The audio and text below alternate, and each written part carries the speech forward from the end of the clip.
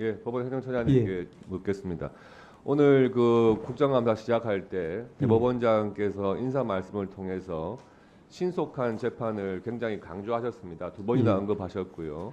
다 공감하고 계시죠? 공감합니다. 예. 그런데 그 법원 행정처장님께서 신속한 재판에 대한 강조를 하실 때마다 법관의 인력 부족 때문이다. 뭐 이러신 지금 좀 취지로 말씀하시는 것 같아요.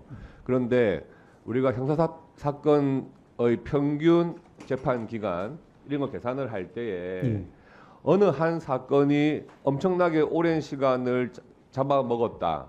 이렇게 되면은 다른 사건을 아무리 빨리 해도 평균을 내면은 형사사건 처리 기간이 늘 수밖에 없는 것 아니겠습니까? 그렇습니다.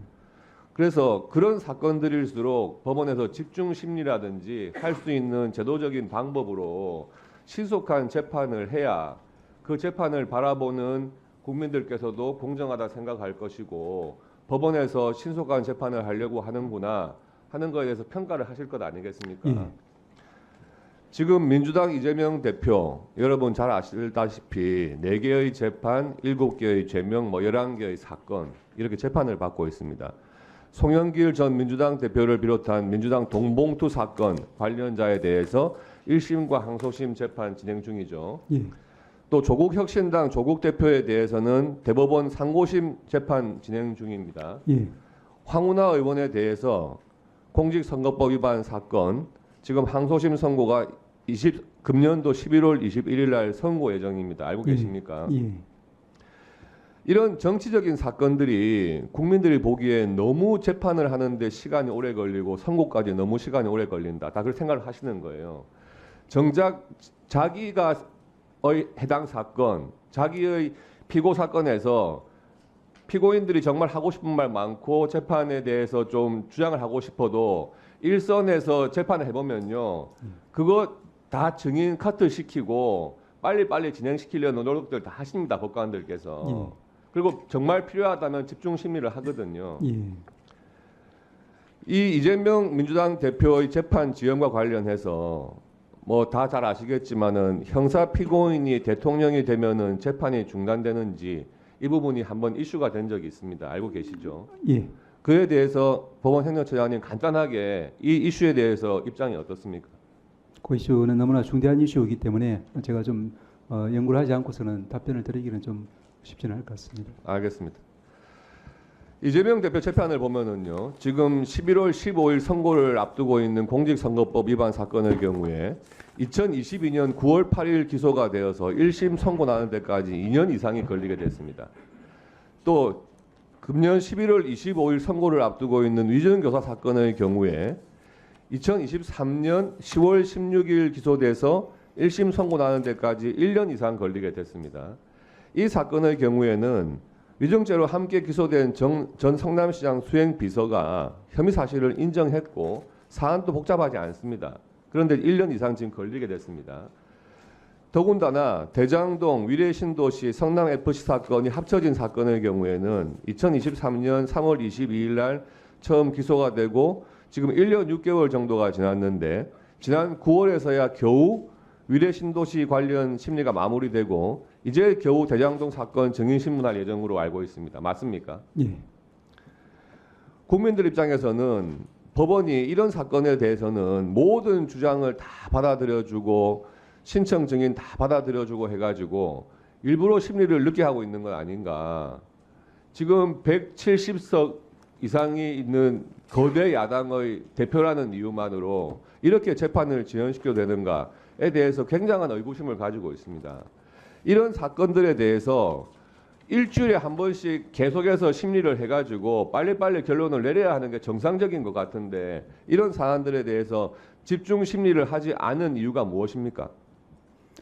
예. 위원님 잘 아시겠지만 개별 재판에 대한 부분은 그 사건에서 재판을 담당하는 재판장과 재판부의 역할이기 때문에 저희들이 거기에 대해서 당부를 이야기하기는 적절치 않은 것 같습니다. 다만 말씀하신 것처럼 우리 대한민국에서 벌어지는 모든 재판이 신속, 공정, 충실하게 이루어져야 되고 법관들도 그에 대해서 최선의 노력을 다해야 된다라는 그런 다짐을 하고 있고 현재 그에 미치지 못하고 있다는 부분에 대해서는 많이 송구스럽게 생각하고 있습니다.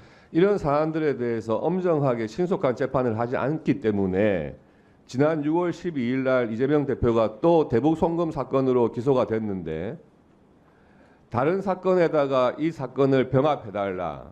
시간 끌기죠. 그렇게 주장을 하고 있고 또 이 재판부에서 지금 심리가 시작되지도 않았는데 재배당해달라. 이런 주장들을 하면서 계속 시간 끌기로 나가는 거예요. 아무리 시간을 끌고 나가도 재판부에서 그걸 제지를 하지 않으니까 계속 이런 게 반복되는 거 아닙니까? 어떻습니까? 예, 병합 신청에 대해서는 이 대법원 판단이 나온 것으로 알고 있습니다. 그리고 재배당 여부에 대해서는 해당 재판부에서 적절하게 법적인 판단을 할 것으로 믿습니다. 이렇게 재판이 지연되면은요, 국민들께서 과연 권력자에 대한 수사나 재판은 검사들도 눈치를 보나 판사들도 눈치를 보나 이런 말들이 나오는 겁니다. 이렇게 지연되고 있는 와중에 민주당에서는 뭐 법 왜곡죄 이런 거 해가지고 검사를 처벌하겠다 이런 법안을 내놓겠다고 하고 있고요. 또 수사한 검사들 4명에 대해 가지고 탄핵까지 지금 해가지고 계속 탄핵 청문회를 빙자해서 그 유죄가 난 이화영 증인이 나와가지고 자기 변론 황당한 주장들을 또 국회에서 하고 있는 건 아니겠습니까? 이뿐만이 아닙니다.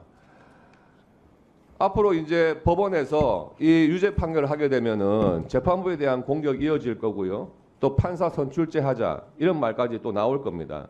지금 당장 재판부에 해당 재판부에 그 개딸들 극렬 지지층 거기서 탄원서를 복사를 해가지고 거기 서명 날인해가지고 계속 탄원서 재판부에다 접수하면서 압박하고 있는 건 아닙니까? 이런 거 알고 계시죠? 신문 보도를 봤습니다. 그러니까 이 신속한 재판을 하지 않는 못한 이런 파장이 국회까지 계속해서 정쟁을 유발시키고요. 또 국민들이 사법부에 대한 불신이 계속해서 가중될 수밖에 없고요. 그런데 이런 부분을 제쳐두고 판사가 부족하다느니 또는 뭐 7년, 10년 된 판사는 재판을 늦게 할 수밖에 없으니까 젊은 판사들로 하기 위해서 5년으로 줄여달라느니 이러신 그런 주장을 국회에서 하셔도 사실 이해하기 힘든 부분이 있는 겁니다. 그런 판사 인력 문제보다도 개개의 재판에 있어가지고 국민들의 관심이 집중된 사건일수록 집중 심리를 하도록 좀 대법원에서 유도를 해주시고 그런 너무나 긴 시간이 소요되는 사건들을 줄여 나가야 1심 재판에 소요되는 시간이 줄어들 수밖에 없습니다. 이 점 유념해 주시기 바랍니다. 예, 위원님 말씀처럼 이제 먼저 이제 지난번에 법적 ing력 관련해서도 위원님께서도 많이 도와주신 데 대해서 진심으로 감사드린다는 말씀 먼저 드립니다. 또한 아시다시피 이제 저희 그 대한민국 법관들과 또 법관들이 맡고 있는 사건 수가 외국의 주요 선진국에 비교보더라도 3배 내지 5배 이렇게 과중한 이제 업무를 맡고 있다는 그 객관적인 사실 때문에 저희들이 법관 정원을 이야기하는 것입니다. 마지막으로 의원님 말씀하신 것처럼 이제 저희 대법원장님과 또 저희 모든 법관들이 지금 이제 그 다짐하고 있는 부분은 이번에 저희 대법원장님이 신임 법관들 임명 식사에서 이런 이야기를 했습니다. 잠깐만 짤막하게 말씀을 드리면은 이제 국민이 법관에게 부여한 막중한 사명 완수하는 길은 헌법과 법률에 의해서 양심에 따라 독립하여 심판한다. 한 건 한 건마다 정성을 다해 심리 검토하고 권력이나 여론의 압력에 흔들리지 않고 칭찬이나 비방에 좌고우면하지 않고 공정하고 신속하게 분쟁을 해결해야 한다라는 말씀을 했습니다. 저희들도 같은 생각으로 모든 법관들이 재판에 임할 것이라고 믿습니다.